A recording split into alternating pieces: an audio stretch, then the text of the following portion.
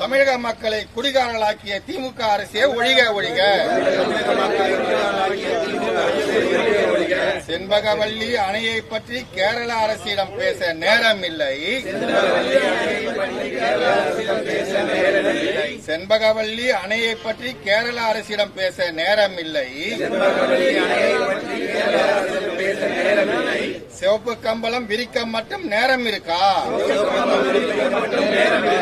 சிவப்பு கம்பளம் விரிக்க மட்டும் நேரம் இருக்கா? தமிழக மலைகள் எல்லாம் குடைந்து கொண்டிருக்கும் கேரள அரசுக்கு தமிழக மலைகள் எல்லாம் குடைந்து கொண்டிருக்கும் கேரள அரசுக்கு ஃப்ரீ பர்மிட் கொடுத்த திமுக அரசே ஒழிக ஒழிக. ஃப்ரீ பர்மிட் கொடுத்த திமுக அரசே ஒழிக ஒழிக. தமிழகமெல்லாம் வெள்ளம் போல் சாராயம் ஓடுகிறது. தமிழகமெல்லாம் வெள்ளம் போல் சாராயம் ஓடுகிறது. காவிரி ஆறும் மணலால் வாடுகிறது.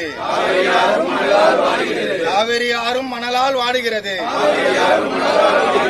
மேகதாது அணை கட்ட தமிழக அரசின் அனுமதி தேவையில்லை என்று பேசிய மேகதாது அணை கட்ட தமிழக அரசின் அனுமதி தேவையில்லை என்று பேசிய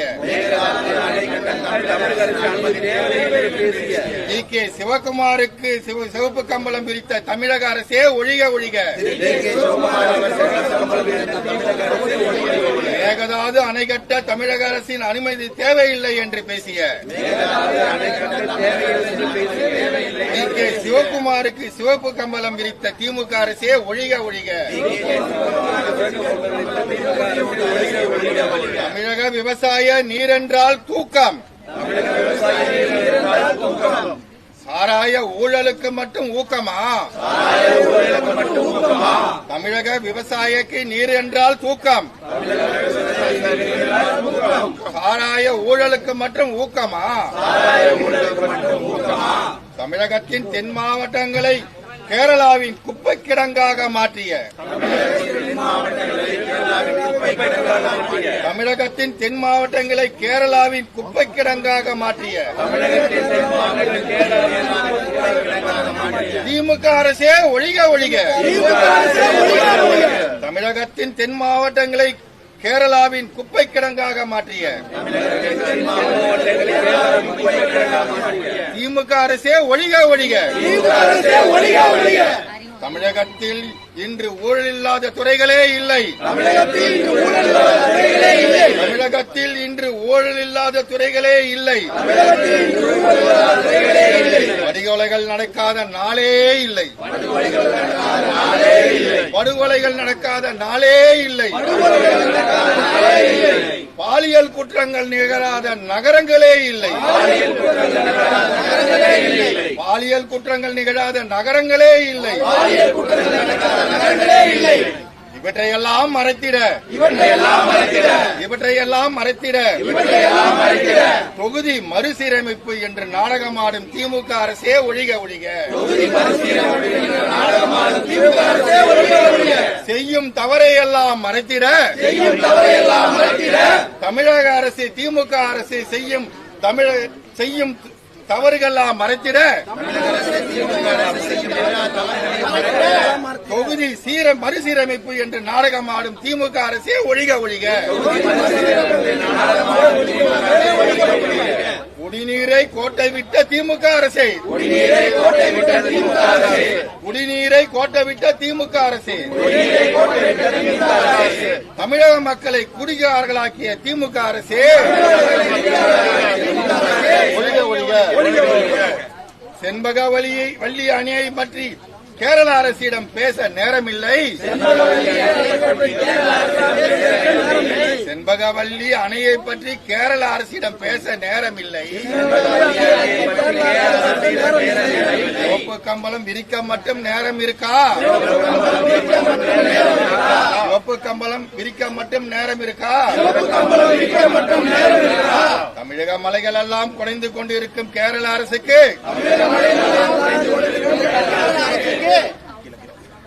இவற்றையெல்லாம் மறைத்திட தொகுதி மறுசீரமைப்பு என்று நாடகமாடும் திமுக அரசே ஒழிக ஒழிக, திராவிட அரசே ஒழிக ஒழிக.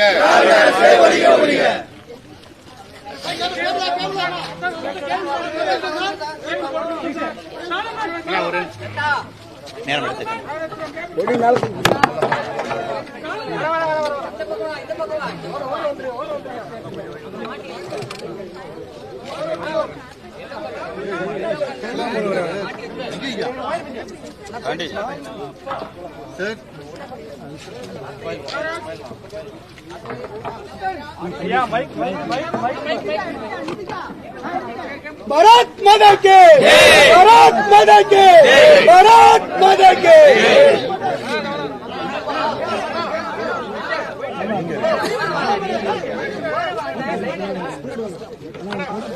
தம்பி கீழே விழுந்துற பார்த்து வாங்க. போதும் போதும் போதும்.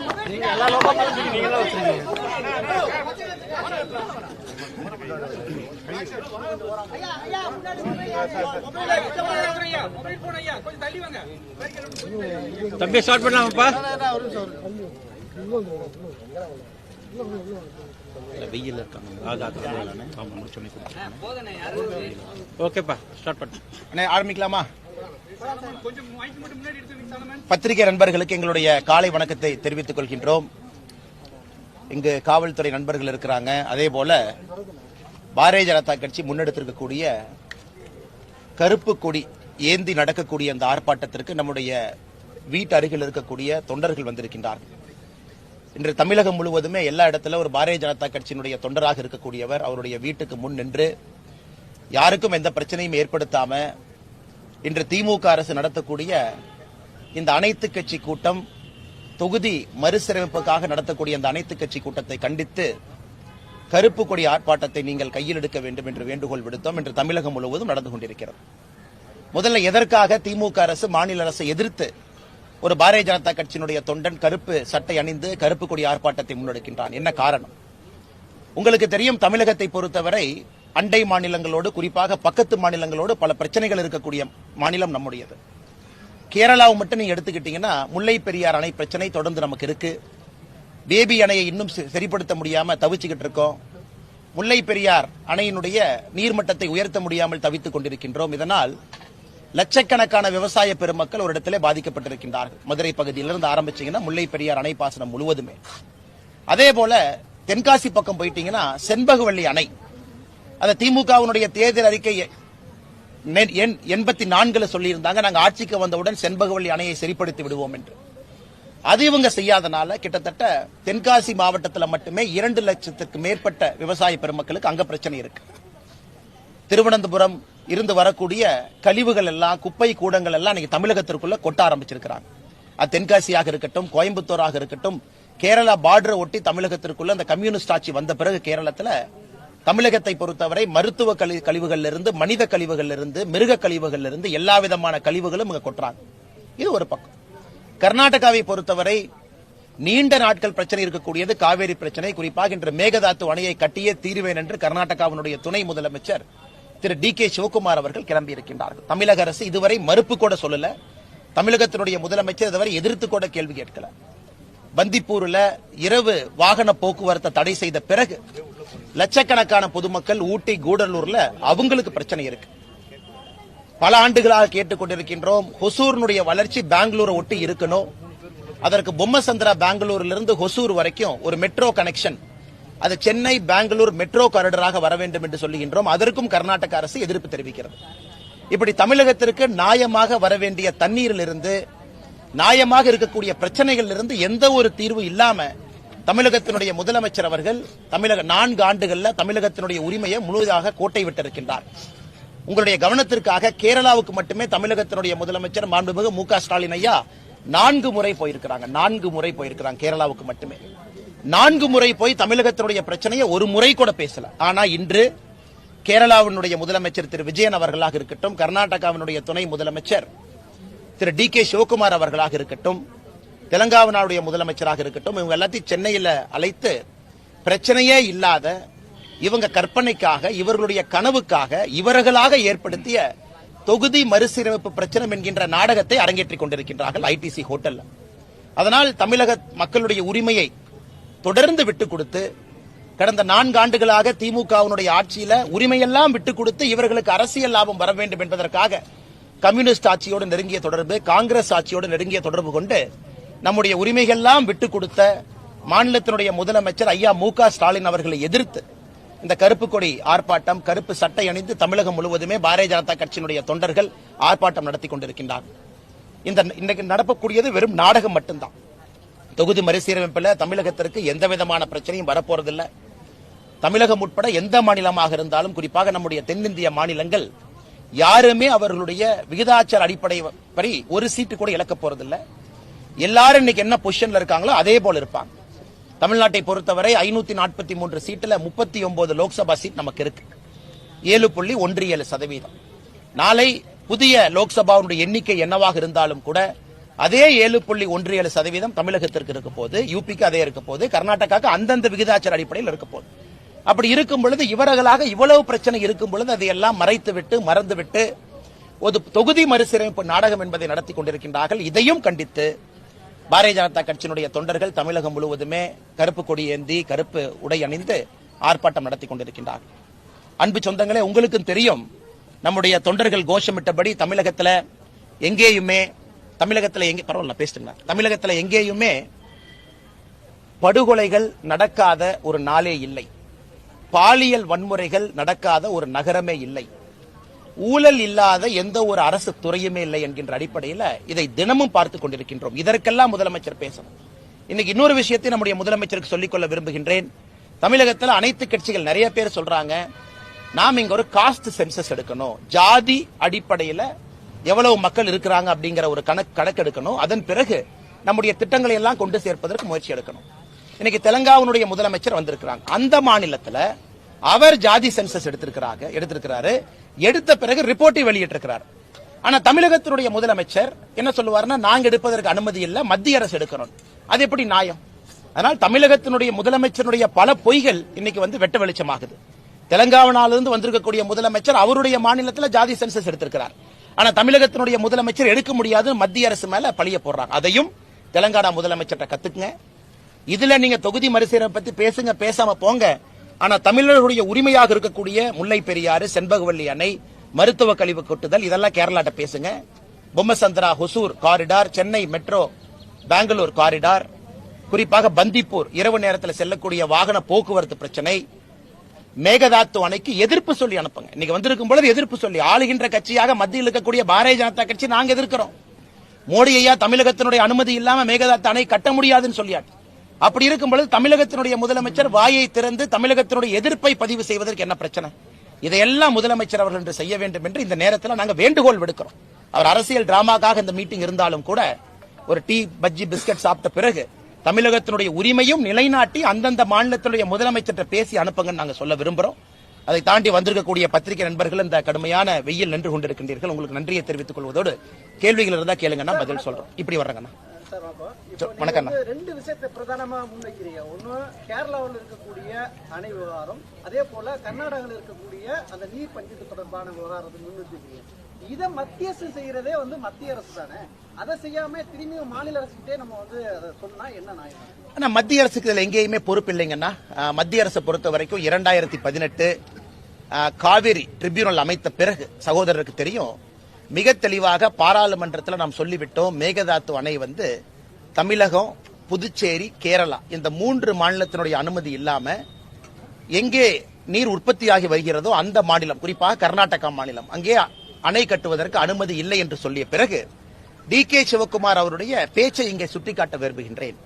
யார் அனுமதி கொடுத்தாலும் கொடுக்காவிட்டாலும் தமிழகத்தினுடைய அனுமதி எப்பொழுதும் தேவையில்லை, அணை கட்டியே தீர்வேன் அப்படின்னு டி.கே. சிவகுமார் சொன்னார்.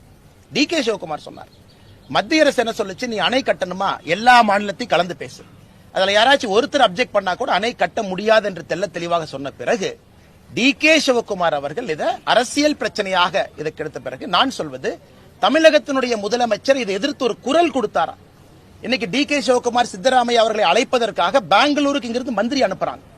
போன மந்திரிகள் 39 எம்பிக்கள் இருக்கிறாங்க. யாராச்சும் போய் பெங்களூருக்கு போய் சித்தராமையா அவர்களை சந்திச்சு, சிவகுமார் அவர்களை சந்திச்சு தமிழகத்தினுடைய எதிர்ப்பை பதிவு செஞ்சாங்களா? எங்கேயுமே பதிவு செய்யல. எல்லா இடத்திலும் உரிமை விட்டு கொடுத்திருக்காங்க. கேரளாவை பொறுத்தவரை செண்பகவல்லி அணை, அது உங்களுக்கு தெரியும், 1953, 73 பல காலகட்டத்தில் பிரச்சனை வந்த பொழுது கர்மவீரர் காமராஜர் ஐயா முதல் பிரச்சனையை தீர்த்தாங்க. இரண்டாவது பிரச்சனை வந்த பொழுது புரட்சி தலைவர் டாக்டர் எம்ஜிஆர் ஐயா அவர்கள் தமிழகத்தினுடைய பணத்தை தூக்கி கேரளா கொடுத்தாங்க, ரிப்பேர் பண்ணிக்கணும். அதன் பிறகு கேரள அரசு என்ன சொன்னாங்க, நாங்க எந்த காரணத்துக்கும் விடமாட்டோம் என்று சொல்லிய பிறகு திமுக தன்னுடைய தேர்தல் வாக்குறுதியில 84வது பாயிண்ட் செண்பகவல்லி அணையை சரி பண்ணுவோம்னு சொல்லியிருக்கிறாங்க. அது சம்பந்தமா பேசினாங்களா? இப்ப சகோதரருக்கு தெரியும், ஒரு மாநிலத்தினுடைய முதலமைச்சர் இன்னொரு மாநிலத்துக்கு போனாங்கன்னா என்ன பேசினாங்கிற செய்தி குறிப்பு பத்திரிகை நண்பர்களுக்கு கொடுப்பாங்க. செண்பகவல்லி அணையை 4 முறை கேரளாவுக்கு சென்று பேசல. அதனால எங்களுடைய ஆதங்கம், நாங்கள் சொல்வது மத்திய அரசுடைய வாதமாவே வச்சுக்கங்க. ஏன்னா ஆளும் கட்சியாக இருக்கக்கூடிய தமிழக பாரதிய ஜனதா கட்சி மத்தியில நாங்க சொல்றோம், இது இல்ல எதிர்ப்பு தெரிவிச்சாச்சு. அப்படி இருக்கும் பொழுது திமுக வாயை திறந்து அவர்கள் எதிர்ப்பை பதிவு செய்வதற்கு கூட என்ன பிரச்சனை தான் நாங்க கேட்கிறோங்கன்னா, பந்திப்பூர்ல இரவு நேர போக்குவரத்து பிரச்சனை, இது 2 மாநில அரசும் உட்கார்ந்து ஒரு முறையாவது பேசலாமே. உச்சநீதிமன்றம் தீர்ப்பு இருக்கலாம், இருவரும் உட்கார்ந்து ஒரு முறை கூட பேசலையே.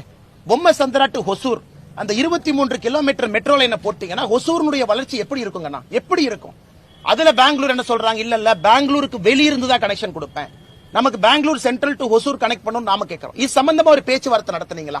காஸ்ட் ஷேரிங் பத்தி நடத்துனீங்களா? எதுவுமே பேசாம தினமும் அரசியல் மட்டும் பேசிக் கொண்டிருந்தால் மாநிலத்தினுடைய வளர்ச்சியை முழுமையாக நம்முடைய முதலமைச்சர் விட்டுக் கொடுத்து விட்டார் என்பதுதான் எங்களுடைய கோபம் மட்டுமல்ல, ஆதங்கம். விகிதாச்சார அடிப்படையில தொகுதி மறுசீரமைப்பு செய்யப்படும் சொல்றாங்க. ஆனா ஊபி, பீகார் மற்ற மாநிலத்துல விகிதாச்சார அடிப்படையை விட கூடுதலாக தொகுதி வருது, நம்ம விகிதாச்சார அடிப்படையில குறைவான தொகுதி வருது அவங்களுடைய பாயிண்ட் ஆகிறாங்க. இல்லைங்கண்ணா, இல்ல 1972 நீங்க ஃபாலோ இல்லைங்கண்ணா. இன்னைக்கு 1971 சென்சஸ் நடந்துச்சு கடைசியா, அதாவது இந்த தொகுதி மறுசீரமைப்பை பொறுத்தவரை 71 சென்சஸ் வச்சு நாம சுதந்திரத்தின் பொழுது இந்தியாவில் இருக்கக்கூடிய மொத்தமாக லோக்சபா எம்பி 469. முதல் தேர்தல் 1951-52 469 இருந்து 543 வரை நாம ஏத்தி இருக்கிறோம் 20 வருஷத்துல. எப்படினாங்கன்னா ஒரு 10 ஆண்டு கால சென்சஸ் வச்சு, இப்ப 71 சென்சஸ் வச்சு 543. இன்னைக்கு நீங்க மறுபடியும் 1971 சென்சஸே நீங்க வச்சு கொண்டு போறீங்க அப்படின்னா கூட தமிழ்நாடு போன்ற மாநிலங்கள் நாம மக்கள் தொகை கட்டுப்பாட்டை எப்பவே அடைஞ்சிட்டோம். 2.1 ஃபெர்டிலிட்டி ரேட் அடைஞ்சிட்டோம். இன்னைக்கு நாம் கேட்பது தமிழ்நாடுக்கு 7.17, மொத்தம் 543ல 39 7.17. அது அன்னைக்கு காலகட்டத்தில் நமக்கு நியாயமா கிடைச்சிருக்கு. இன்னைக்கு யூபி போனீங்கன்னா 30 லட்சம் 28 லட்சம் பேத்துக்கு ஒரு எம்பி இருக்கிறாங்க, நமக்கு 18 லட்சம் 16 லட்சம் பேத்துக்கு இருக்கிறாங்க. இன்னைக்கு மக்கள் தொகை அடிப்படையில் நீங்க அதை கொடுக்க ஆரம்பிச்சீங்க அப்படின்னா எம்பிக்கள் அதிகமாயிரும். அதனாலதான் பல இடத்துல நம்முடைய பிரதமர் அவங்க சொல்றாங்க, இது காங்கிரசினுடைய கணக்கு, மக்கள் தொகை அடிப்படையில் நாங்கள் அதை செய்ய போவது இல்லைன்னு பிரதமர் தெளிவுபடுத்தியிருக்கிறாங்க. தமிழ்நாட்டுக்கு வந்த உள்துறை அமைச்சர் இல்ல இன்னைக்கு எப்படி இருக்கிறீங்களோ அதை பொறுத்துதான் ஏற்றம். இன்னைக்கு 543க்கு 7.17, நாளைக்கு ஒருவேளை சீட்டு 800 ஆனாலும் 7.17. இன்னைக்கு யூபிக்கு என்ன விகிதாச்சாரம் இருக்கோ அவர்களுக்கும் அதே விகிதாச்சாரம். அப்படி இருக்கும் பொழுது எந்த ஒரு மாநிலத்துக்கும் ஏற்றம் இல்லை, எந்த ஒரு மாநிலத்துக்கும் இறக்கம் இல்லை. எங்களை பொறுத்தவரை இது சரியானதாக இருக்கும் என்று நாங்கள் கருதுகின்றோம். விகிதாச்சார அடிப்படையை தவிர நீங்க எந்த ஆக்ஷன் எடுத்தாலும், நிலப்பரப்பு வச்சு போலாம், யூபிக்கு நிலப்பரப்பு பெருசு, இல்ல நம்ம மக்கள் தொகையை வச்சு போலாம், யூபிக்கு மக்கள் தொகை அதிகம். 1971 பாப்புலேஷனுக்கு பின்னாடி நீங்க கணக்கு பார்த்தாலும் சகோதரருடைய கேள்விக்கு யூபி இன்னும் அதிக மக்கள் தொகை தான் இருக்கிறாங்க. நீங்க 2 மக்கள் தொகையும் பேலன்ஸ் பண்ணா கூட. ஆனா தமிழ்நாட்டுக்கு நல்லது, இந்தியாவிற்கு நல்லதுன்னு கணக்கு பார்த்தீங்கன்னா விகிதாச்சார அடிப்படை மட்டும்தான் நல்லது. இன்னொரு விஷயம் சொல்றாங்க அவங்க, நாங்க மத்திய அரசு சொன்னதை மக்கள் தொகை கட்டுப்படுத்துவதில் நாங்க தென் மாநிலம் சிறப்பா செயல்பட்டோம், நான் வட மாநிலங்கள் சரியா செயல்படல, அதனால மக்கள் தொகை அழிவையோ பரப்பல் அழிவையோ அவங்க மறுசீரமைப்பு போனா கூடுதலான தொகுதி வருது, நாங்க மத்திய அரசு சொன்னதை ஃபாலோ பண்ணதுல எங்களுக்கு தண்டனையா? இல்லைங்கண்ணா, மக்கள் தொகை அடிப்படையிலே வராது என்று சொல்லிய பிறகு திமுக அரசு சொல்லக்கூடிய வாதம் எங்க வருதுங்கண்ணா? மக்கள் தொகை அடிப்படையில தொகுதி மறுசீரமைப்பு நடக்காது என்று சொல்லிய பிறகு திமுக சொல்லக்கூடிய காரணத்தில் என்ன நியாயம் இருக்குங்கண்ணா? நாம் இன்னைக்கு 1971 மக்கள் தொகை அடிப்படையில் வைத்த 39 எம்பிக்களை பேசுறோம் 543. அதே விகிதாச்சார அடிப்படையில் உயர்வு இருக்கும் என்று சொல்லும் பொழுது திமுக சொல்லுகின்ற அந்த காரணமே தவறு தானே. இன்னைக்கு திமுக இங்கெல்லாம் கூப்பிட்டு பேசுறாங்க, எத்தனை குறிப்பாக மம்தா பானர்ஜி அவர்கள் இந்த கூட்டத்தை புறக்கணிச்சிருக்கிறாங்க. நான் வரமாட்டேன், எனக்கு இதை விட இன்னொரு பிரச்சனையா பேசிக் கொண்டிருக்கும் பொழுது என்னுடைய கவனம் இங்கே திசை திருப்ப விட மாட்டேன் என்று ஆம் ஆத்மி கட்சி வந்திருக்கிறாங்க. இதே திமுக வடக்கில் இருக்கக்கூடிய இந்தியர்களை எத்தனை முறை தவறா பேசியிருக்கிறாங்க. அதையெல்லாம் வந்திருக்கக்கூடியவர்கள் கேட்டுட்டு போவாங்களா? பஞ்சாபினுடைய முதலமைச்சர் கேட்டுட்டு போகணும். ஆம் ஆத்மி கட்சியினுடைய தலைவர் கேட்டுட்டு போகணும், அவங்களும் வந்திருக்கிறாங்க கேட்டுட்டு போகணும்.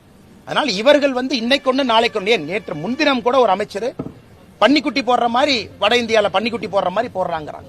இதெல்லாம் ஒரு நியாயமா? இதெல்லாம் தமிழகத்தினுடைய மக்களுடைய வெளிப்பாடா இது போன்ற பேச்சுக்கள் எல்லாம்?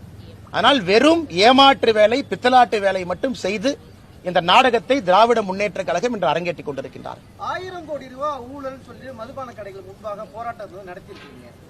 ஈடில ஒரு குறிப்பிட்ட ஒரு அறிக்கையை கொடுக்குறாங்க, எந்த இடத்துல ஊழல் நடந்தது, அப்படி ஊழல் நடந்தா கைது செய்ய வேண்டியது ஒரு குற்றச்சாட்டு நிச்சயமா கைது செய்யத்தாங்க போறாங்க. நீங்க பாருங்க, 2G கேஸ்ல முதல் நாளே கைது பண்ணாங்களா?